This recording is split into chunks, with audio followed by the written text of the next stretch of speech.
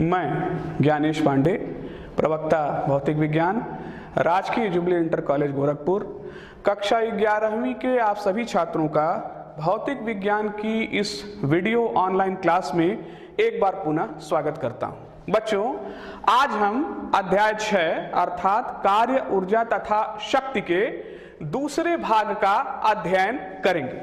आइए सर्वप्रथम हम देख लें कि आज के हमारे इस लेक्चर के शिक्षण बिंदु कौन कौन से हैं। तो मैं आपको बता दूं कि आज सर्वप्रथम हम परिवर्ती बल द्वारा कृत कार्य पर चर्चा करेंगे। इसके बाद परिवर्ती बल के लिए कार्य ऊर्जा प्रमेय का निगमन किया जाएगा। इसके बाद स्थितिज ऊर्जा की अभिधारणा को हम लोग समझेंगे और इस लेक्चर के अंत में यांत्रिक ऊर्जा के संरक्षण को हम लोग समझने का प्रयास करेंगे। तो प्यारे बच्चों, पिछले लेक्चर में यदि आपको स्मरण हो तो हम लोगों ने कार्य तथा गतिज ऊर्जा को परिभाषित किया था। ध्यान रहे कि उसी लेक्चर में हम लोगों ने कार्य ऊर्जा प्रमेय का निगमन भी किया था, लेकिन वह निगमन एक अचर बल के लिए था। यदि बल परिवर्ती हो तो उस स्थिति में कार्य की परिभाषा क्या होगी और कार्य ऊर्जा प्रमेय का स्वरूप क्या होगा, इस पर आज हम लोगों को विस्तार से चर्चा करना है। तो सर्वप्रथम हम देखेंगे कि परिवर्ती बल द्वारा कृत कार्य क्या है। प्यारे बच्चों, दैनिक जीवन की यदि हम बात करें तो दैनिक जीवन में अचर बल दुष्प्राप्य है।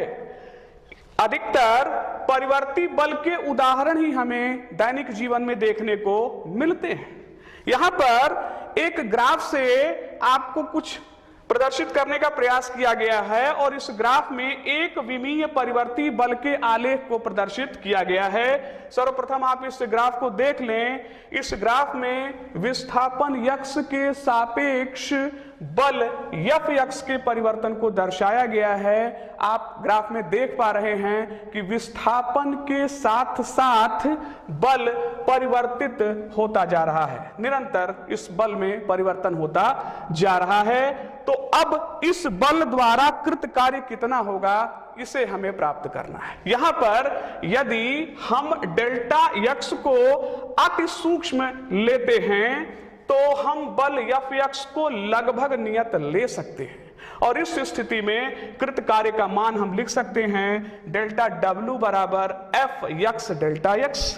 अतः ग्राफ में क्रमिक आयताकार क्षेत्रफलों का यदि हम योग कर दें तो हमें कुल कृत कार्य प्राप्त हो जाएगा। एक बार पुनः आप ग्राफ को देखें। यदि हम डेल्टा एक्स को अत्यंत अल्प ले रहे हैं यहां पर, तो इस स्थिति में आप पा रहे हैं कि बल को लगभग अचर या नियत यहां पर माना जा सकता है और एग्जैक्टली उसी एजम्पशन पर हम लोग यहां पर चल रहे हैं। तो यदि हम ग्राफ में क्रमिक आयताकार क्षेत्रफलों का योग करें तो कृत कुल कार्य प्राप्त होगा, अर्थात W बराबर हो जाएगा समेशन यक्स आई से x F x delta x. यहां पर आप ध्यान देंगे कि समेशन का जो चिन्ह है वह संकलन फल है और यक्स आई वस्तु की आरंभिक स्थिति तथा यक्स एफ वस्तु की अंतिम स्थिति को निरूपित करता है।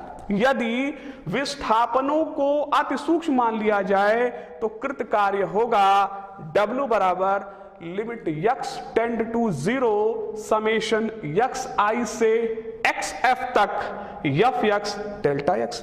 और अब हम इसे कुछ इस प्रकार से लिख सकते हैं W बराबर इंटीग्रेशन यक्स आई से यक्स एफ यक्स डीएक्स। ये जो इंटीग्रेशन का चिन्ह यहां बनाया गया है, ये चिन्ह इंटीग्रेशन का चिन्ह है, इसे समाकलन चिन्ह कहते हैं। आप ये जान लें कि समाकलन भी एक विशेष प्रकार से जोड़ने की ही विधि है जो कुछ निश्चित गणितीय सूत्रों पर आधारित होता है।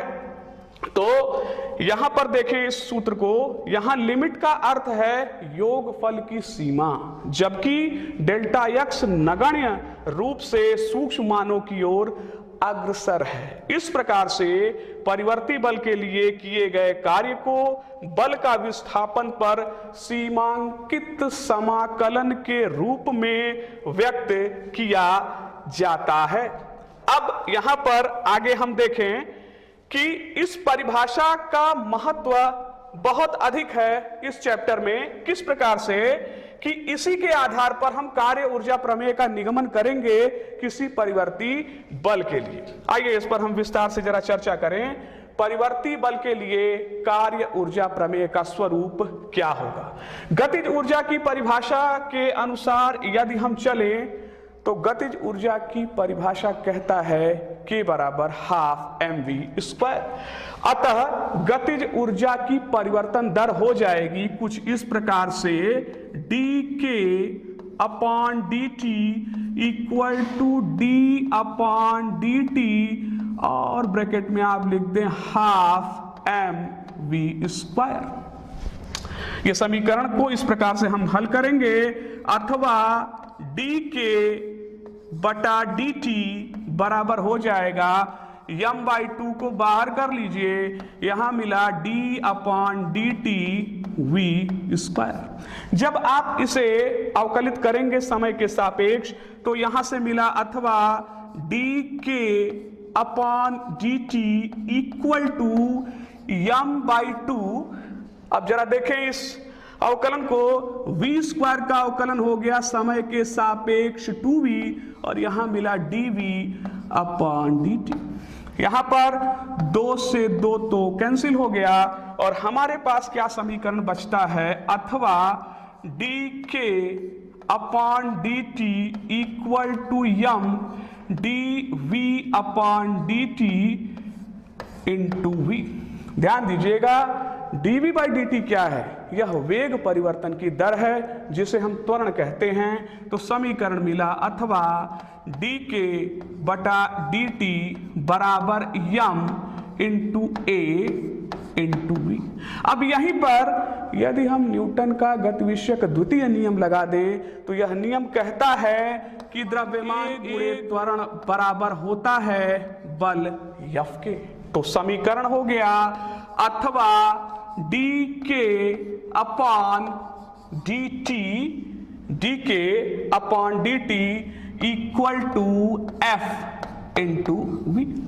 अब वेग की परिभाषा का यदि हम यहां पर इस्तेमाल करते हैं तो वेग की परिभाषा क्या कहता है कि विस्थापन परिवर्तन की दर वेग है, तो इस अनुसार मिल गया अथवा dk upon dt equal to f into dx dt, अथवा समीकरण मिला dk बराबर f dx, dk बराबर f dx। इस समीकरण से आगे अब हम लोगों को चलना है।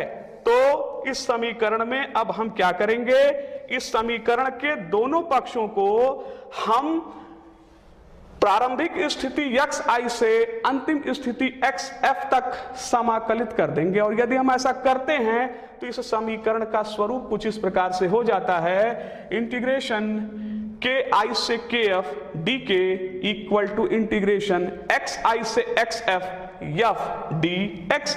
यहां xi तथा xf के संगत ki तथा kf क्रमशः प्रारंभिक एवं अंतिम गतिज ऊर्जाएं हैं।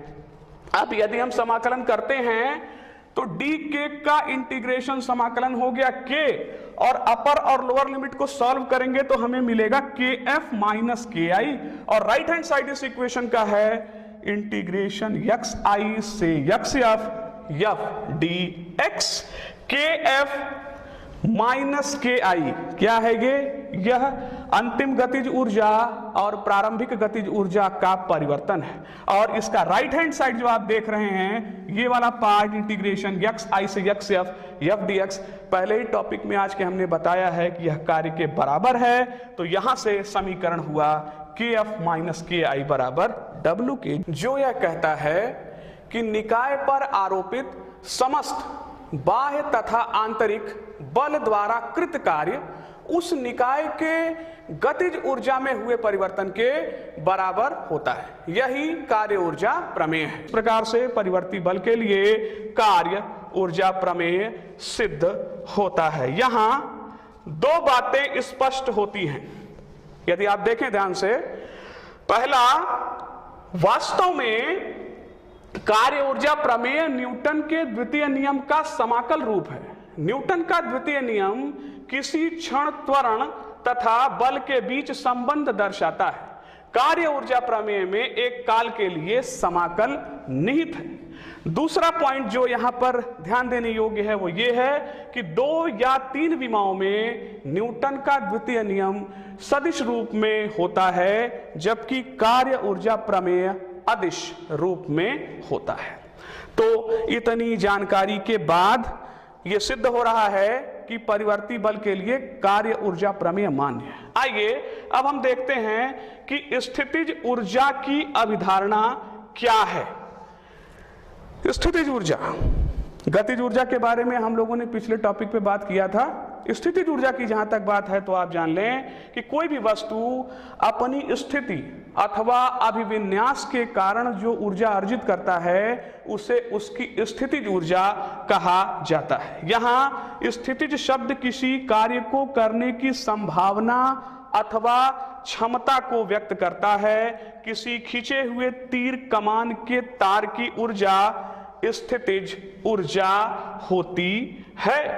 अब पृथ्वी के सतह की अगर हम बात करें, ये तो परिभाषा हो गई स्थितिज ऊर्जा की।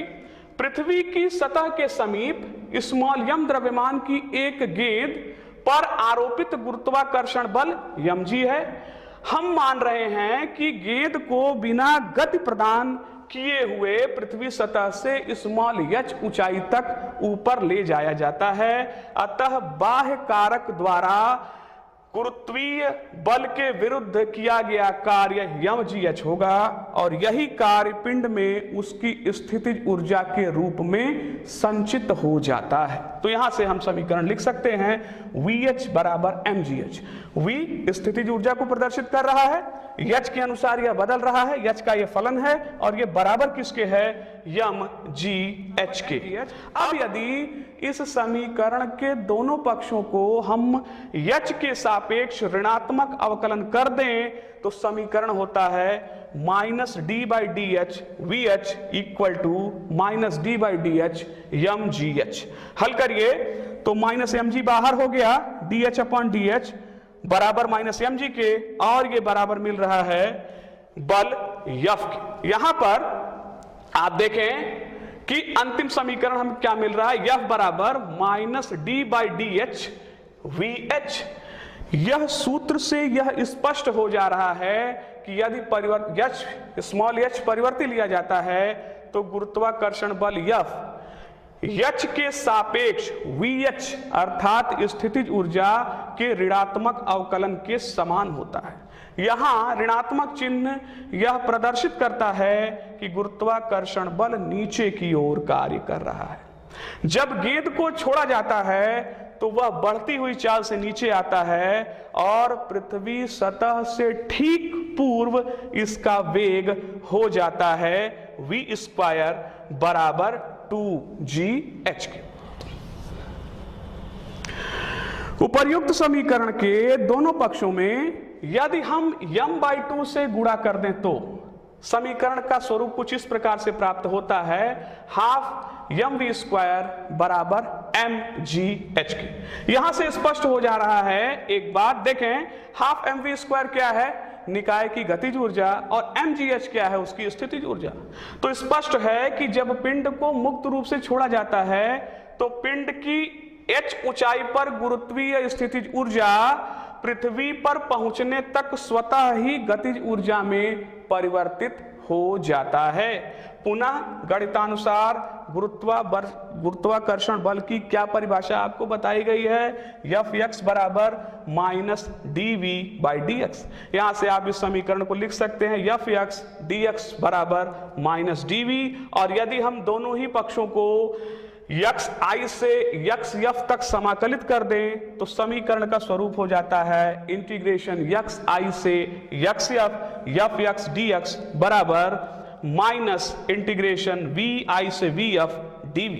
और जब आप राइट हैंड साइड को इंटीग्रेट करेंगे तो अंतिम रिजल्ट आपको मिलेगा vi माइनस vf। और यहां से जो आपको सूत्र मिल रहा है वो कहता है कि w बराबर vi माइनस vf के है। तो यहां पर VI और VF देखें, प्रारंभिक VI प्रारंभिक स्थितिज ऊर्जा और VF अंतिम स्थितिज ऊर्जा को प्रदर्शित कर रहा है। अतः गुरुत्वाकर्षण बल द्वारा कृत कार्य केवल पिंड के आरंभिक तथा अंतिम अवस्थाओं पर ही निर्भर करता है। तो इस प्रकार से हम कह सकते हैं कि गुरुत्वाकर्षण बल संरक्षी बल होता है। यहां पर यह ध्यान दें कि यदि कृत कार्य या गतिज ऊर्जा दूसरे कारकों जैसे पिंड का वेग या उसके द्वारा चले गए विशेष पथ की लंबाई पर निर्भर करता है तो यह बल असंरक्षी बल होता है। स्थितिज ऊर्जा का मात्रक जूल होता है और इसकी बीमा द्रव्यमान में 1, लंबाई में 2 और समय में -2 होता है, mL2T-2। ध्यान रहे कि संरक्षी बल के लिए स्थितिज ऊर्जा में परिवर्तन डेल्टा V बल द्वारा कृत ऋणात्मक कार्य के बराबर होता है। तो यहां से आप लिख सकते हैं डेल्टा V बराबर -F(x) डेल्टा x के। इतने चर्चा के बाद आइए हम डिस्कस करेंगे कि यांत्रिक ऊर्जा का संरक्षण क्या होता है। यदि संरक्षी बल F के कारण किसी पिंड का विस्थापन डेल्टा x है तो कार्य ऊर्जा प्रमेय क्या कहता है? कार्य ऊर्जा प्रमेय कहता है कि गतिज ऊर्जा में परिवर्तन बराबर है किसके? कृत कार्य के। तो यहां से आप लिख सकते हैं डेल्टा K बराबर Fx डेल्टा x। परंतु परिभाषा से स्थितिज ऊर्जा माइनस डेल्टा V बराबर Fx डेल्टा x के होता है। अभी थोड़ी देर पहले हम लोगों ने निगमित किया था कि Fx बराबर माइनस डेल्टा V बटा डेल्टा x के है। तो इस आधार पर हम लिख सकते हैं कि माइनस डेल्टा V बराबर Fx डेल्टा x, और इस आधार पर आप देखें ऊपर के दोनों समीकरणों को यदि हम जोड़ दें तो इन्हें जोड़ने पर हमें क्या रिजल्ट प्राप्त होता है? हमें रिजल्ट प्राप्त हो रहा है delta K plus delta V बराबर 0 के अथवा डेल्टा K प्लस V बराबर 0। K निकाय की गतिज ऊर्जा है तथा V निकाय की स्थितिज ऊर्जा है। इनको जब हम जोड़ दे रहे हैं और उसका परिवर्तन ले रहे हैं तो यह 0 के बराबर प्राप्त हो रहा है। तो यहां से क्या निष्कर्ष निकल रहा है कि किसी पिंड की गतिज ऊर्जा तथा स्थितिज ऊर्जाओं का योगफल K प्लस V अचर होता है। अतः संपूर्ण पथ xi से xf के लिए हम इसे इस प्रकार लिख सकते हैं KI प्लस VXI बराबर KF प्लस VXF के बराबर हम लोग इसे ले रहे हैं। यहां राशि K प्लस VX निकाय की कुल यांत्रिक ऊर्जा कहलाती है।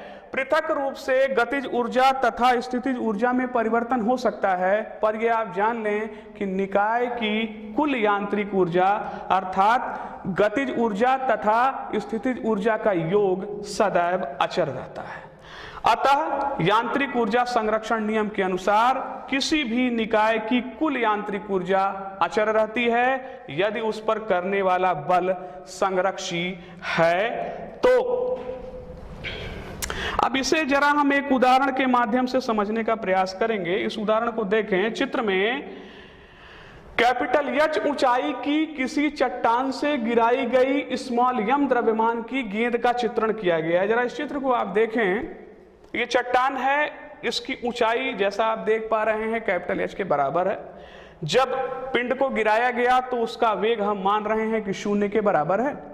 जब वह स्मॉल h ऊंचाई पर आ रहा है तो उसका वेग vh के बराबर माना गया, और जब वह भूतल से संघट्ट करने की स्थिति में आ रहा है तो हम मान रहे हैं कि उसका वेग vf के बराबर है। जरा सा इस उदाहरण को हम ध्यान से देखें तो गेंद की निदर्शित ऊंचाई कैपिटल H, स्मॉल h तथा 0 अर्थात भूतल के संगत कुल यांत्रिक ऊर्जाएं हम मान रहे हैं कि क्रमशः E कैपिटल H, EH तथा E0 है।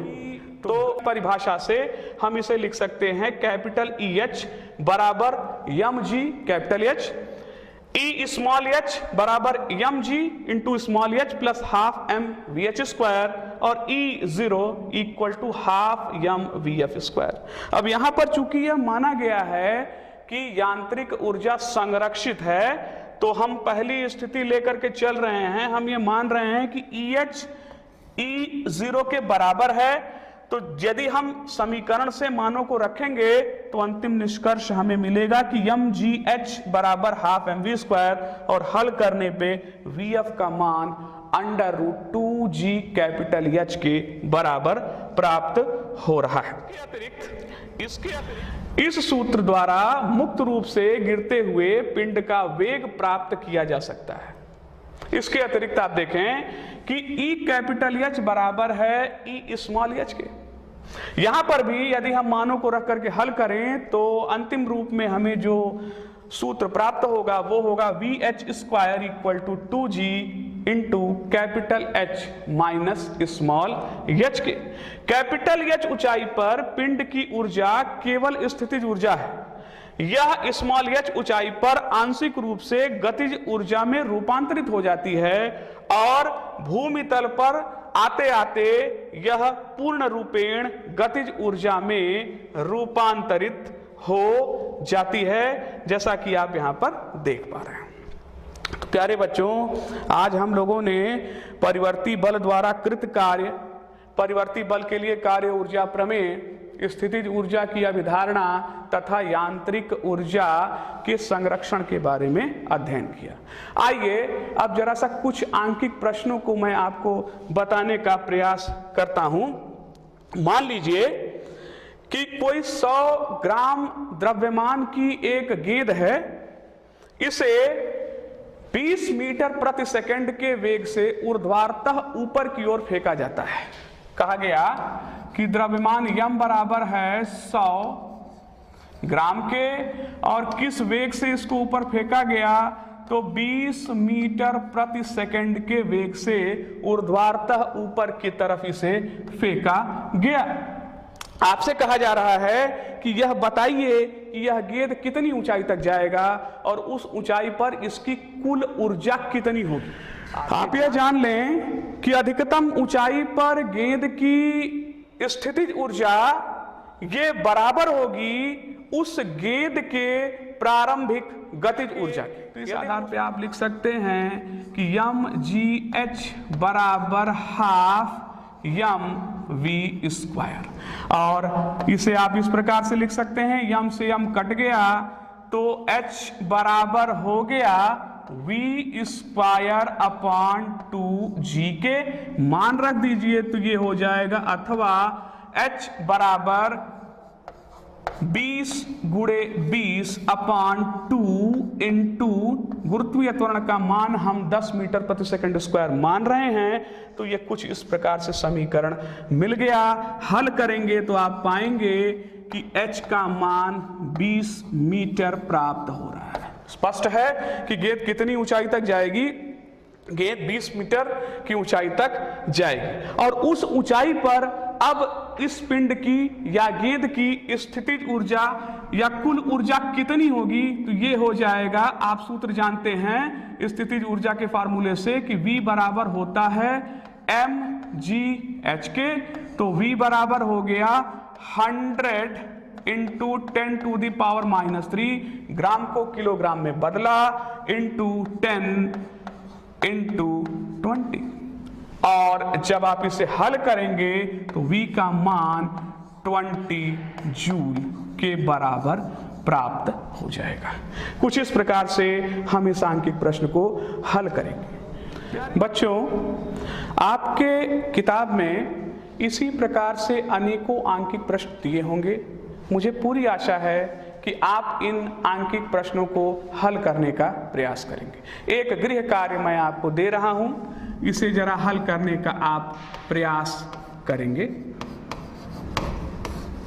आपसे कहा जा रहा है कि कोई व्यक्ति 50 किलोग्राम के एक वस्तु को किसी 2.5 मीटर ऊंचाई बस के छत पर चढ़ाता है। इस प्रक्रिया में वह व्यक्ति गुरुत्वीय बल के विरुद्ध कितना कार्य करेगा। क्या दिया गया है प्रश्न में आपको कि m बराबर है 50 किलोग्राम के और ऊंचाई कितनी है 2.5 मीटर की। मान लीजिए कि ये कोई बस है इस प्रकार से।